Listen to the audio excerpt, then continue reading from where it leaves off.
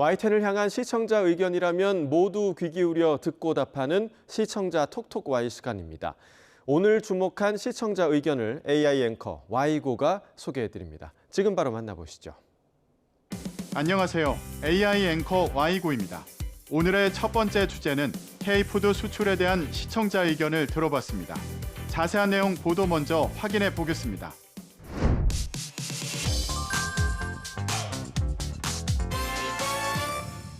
올해 K푸드 수출이 10월까지 역대 최대를 기록했습니다. 세계 최대 식품 박람회에 우리나라 기업이 참가한 소식을 알리며 K푸드의 수출이 역대 최고임을 알린 보도가 있었습니다.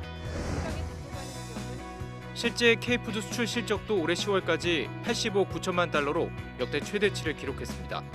특히 중동 지역 수출이 아이스크림 음료 인기가 치솟으며 20% 넘게 성장했고 유럽, 북미 등 주요 지역 수출도 두 자릿수 증가세를 보였습니다. 7월부터 10월까지를 살펴보면 타이완에서 인기가 높아진 포도 수출이 무려 50.9% 증가했습니다. 아이스크림과 라면, 커피 제조품도 각각 20% 이상 늘어나며 전반적으로 고른 성장세를 보였습니다. 주요 기업들의 수출 품목과 실적 등을 살펴보며 수출 중심으로 성장하고 있음을 짚었는데요. 올해 K푸드 수출이 역대 최대치라는 소식을 다룬 보도였는데 K푸드에 대한 글로벌 시장에 대한 정부 차원의 지원 정책을 더했다면 유용한 정보가 되었겠다는 시청자 의견이 있었습니다. 시청자 톡톡아이에서 K푸드 글로벌 시장 진출에 대한 정부 지원 정책을 알아봤습니다. 지난달 정부는 국정 현안관계 장관회의에서 K컬처 열풍과 함께 세계 식품 트렌드로 자리 잡은 K푸드의 인기와 수요를 지속하기 위한 글로벌 K푸드 수출 전략을 발표했습니다. 2030년까지 150억 달러 수출 달성을 목표로 민간이 주도하고 정부가 뒷받침하는 글로벌 넥스트 K푸드 프로젝트를 가동하기로 했는데요.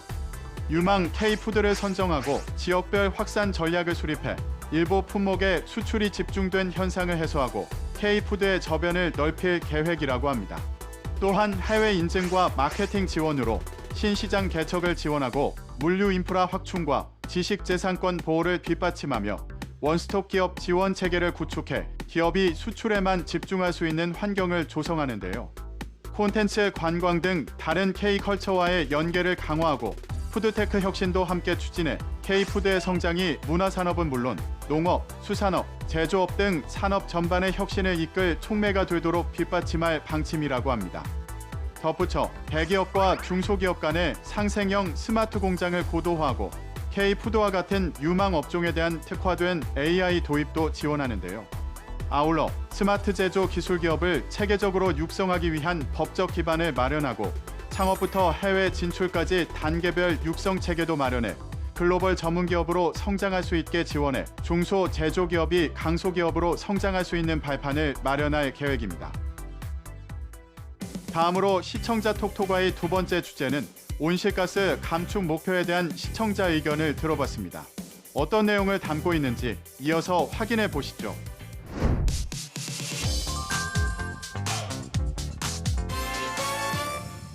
정부 여당이 2035년까지 국가 온실가스 배출량을 2018년 수준의 53에서 61% 사이로 감축하자는 데 의견을 모았습니다. 얼마 전 국무회의에서 우리나라의 온실가스 감축 목표치를 확정한 소식을 알린 리포트가 있었습니다.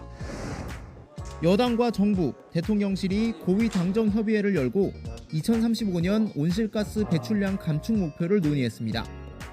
우리나라는 2015년 파리 협정에 따라 5년 단위로 감축 목표를 정해야 하는데 정부 여당은 2035년 감축 목표를 2018년 대비 53%에서 61%로 정하는 데 공감대를 모았습니다.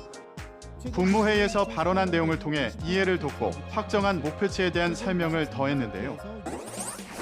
2035년까지 국가 온실가스 배출량 감축 목표를 53에서 61%로 정했다고 알린 보도였는데 어떻게 감축 목표를 달성할 것인지 구체적인 이행 계획이 궁금했다는 시청자 의견이 있었습니다.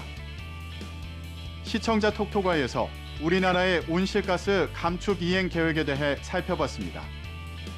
우리나라의 2035년 온실가스 배출량을 2018년 대비 53에서 61% 감축하기로 국제사회에 약속하는 2035 NDC, 즉 국가 온실가스 감축 목표가 지난 11일 국무회의에서 확정됐습니다.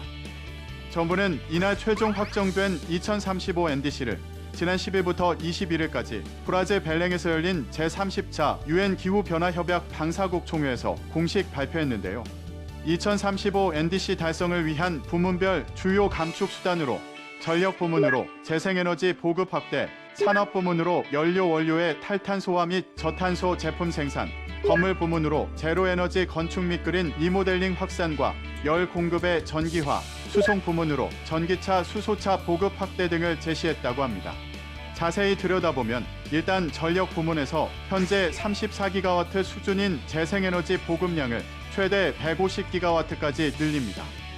수송 부문에서 전기차, 수소차 보급률을 2035년 신차의 70%까지 높이며 건물도 제로에너지 건축 및 그린 리모델링 등을 추진해 전체 배출 저감에 속도를 낸다는 방침인데요.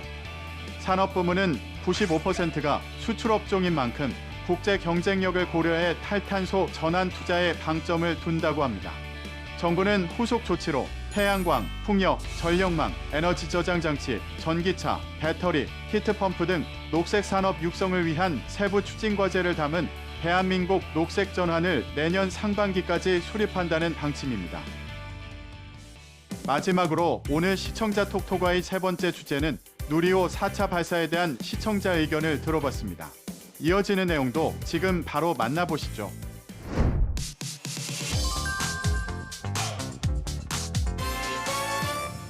한국형 발사체 누리호의 네 번째 발사가 보름남짓 앞으로 다가왔습니다. 얼마 전 누리호 4차 발사를 앞두고 관련해 다양한 정보를 짚어본 보도가 있었습니다.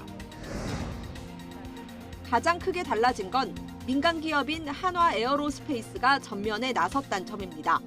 3차 때는 누리호를 세상에 내놓은 한국항공우주연구원이 주도하고 한화가 이를 구경하는 입장이었다면 이번엔 한화가 기술을 이전받아 발사체 제작부터 조립, 운용까지 모든 업무를 맡았습니다. 누리호 4차는 민간 기업 주도의 뉴스페이스 시대에 우리나라도 진입했다는 신호탄인 셈입니다. 4차 발사에서 주목할 만한 점들을 짚어보고 누리호 발사에 대한 기대감을 더한 보도였는데요. 누리호 4차 발사 소식에 대해 알린 보도였는데 이번 발사는 왜 야간에 하는지에 대한 배경을 설명한다면 신층적인 정보를 제공했겠다는 시청자 의견이 있었습니다. 자세한 내용을 보충하기 위해 시청자 톡톡아이에서 누리호 4차 발사를 야간에 진행하는 이유에 대해 알아봤습니다. 이번 누리호 4차 발사는 27일 자정 무렵 늦은 밤 이뤄졌습니다. 야간에 발사하는 이유는 이번 4차 발사의 주탑재 위성인 차세대 중형위성 3호가 수행하게 될 오로라 관측 임무 때문인데요. 차세대 중형위성 3호는 적도를 지날 때의 시각이 늘 오후 12시 30분에서 12시 50분이 되도록 맞춰진 태양동기 궤도에 진입합니다. 이 궤도는 위성이 항상 같은 태양 조건에서 지구를 관측할 수 있게 해주는데요. 이는 일정한 관측이 가능하고 오로라처럼 조명 조건이 민감한 임무에 유리합니다. 문제는 이 궤도에 진입하려면 발사 장소와 시간이 정확히 맞아떨어져야 한다는 점인데요. 지구는 24시간에 한 바퀴 자전하는데 전남 고흥 나로우주센터에서 발사했을 때 위성이 정확한 궤도에 안착할 수 있는 순간은 하루 중 단 한 번뿐입니다. 한국항공우주연구원은 위성이 목표 시간대의 적도를 통과하도록 발사부터 위성 분리까지의 시간을 역산해 발사 시각을 계산했는데요. 그 결과가 새벽 1시 4분 5차 플러스 마이너스 10분이고 이 시간을 놓치면 다음 기회는 24시간 뒤입니다. 이번 4차 발사는 우리나라가 수행하는 발사 가운데 처음으로 새벽 시간대에 진행된 야간 발사인데요. 한국항공우주연구원은 야간 발사를 위해 발사체 점검 및 야간 운용 훈련을 완료했으며 위성 연료 충전 설비부터 통신, 안전 시스템까지 모든 절차가 새벽 발사 환경에 맞춰 조정됐다고 합니다. YTN 방송의 부족한 부분을 채우는 시청자 톡톡아이 시간. 다음 주도 다양한 시청자 의견과 함께 돌아오겠습니다.